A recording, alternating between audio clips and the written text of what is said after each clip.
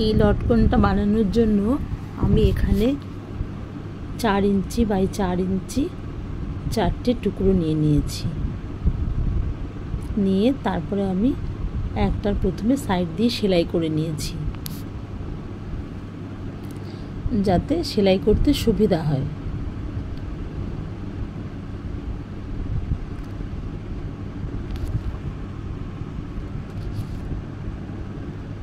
তারপরে আমি এর উপর দিয়ে আর একটা ঠিক এইভাবে কোনাকুনি করে আর একটা আমি বসিয়ে দেব। আর এখানে আমি 4টে টুকরো নিয়েছি, দুটো এক কালার, আরেক দুটো আরেক কালার, মানে 2 কালারে নিয়েছি। তারপরে এইভাবে একটা সেলাই দিয়ে নেব, যাতে সরে না যায় কাপড়টা। তারপরে আমি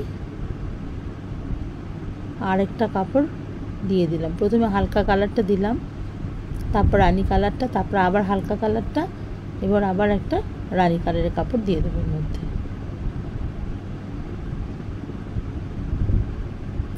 এইভাবে দিয়ে দেব। আবারও আমি একটু সেলাই করে নেব।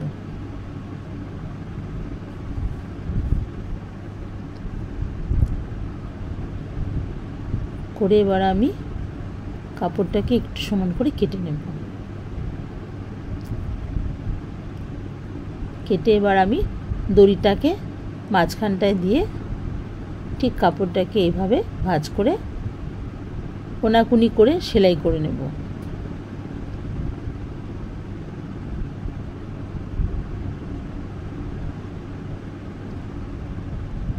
এইভাবে কোনাকুনি করে আমি সেলাই করে নেব।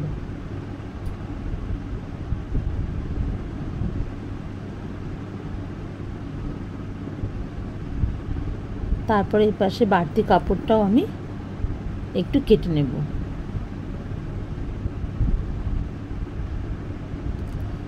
এবার উল্টে নেব, উল্টালেই হয়ে যাবে। দেখো কি সুন্দর একটা লটকন তৈরি হয়ে গেল।